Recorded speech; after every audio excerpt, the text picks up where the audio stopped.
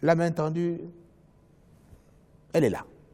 Lors de sa première sortie médiatique ce samedi 24 septembre, le président gabonais Ali Bongo Ondimba a évoqué les priorités sur lesquelles l'accent sera mis durant ces 7 prochaines années à la tête du pays. Consolider l'unité nationale fait partie des premières priorités de son mandat qu'il a listées dans son discours. Alors que le scrutin de 2016 avait dégénéré dans des violences qui ont fait des victimes, de nombreuses arrestations et de pillages, pour installer la paix, il promet d'ouvrir les bras à tous les Gabonais.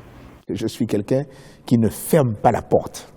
Et qu'aujourd'hui, toutes les voies possibles qui pourront nous amener à faire en sorte que nous puissions discuter ensemble, être rassemblés, eh bien, ces voies-là, je vais les explorer.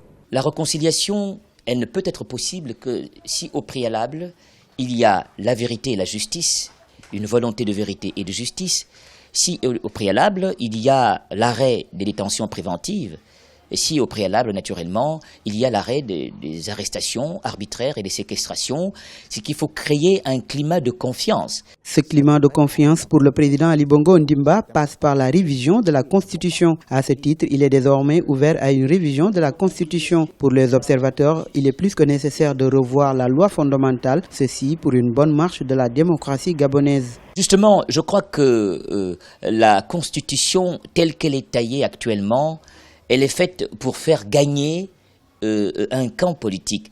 Ce n'est pas une constitution équilibrée. Je crois qu'il est urgent, justement, de revoir cette constitution. C'est d'ailleurs ce qui avait été demandé avant sa réélection, mais cela n'a pas été fait.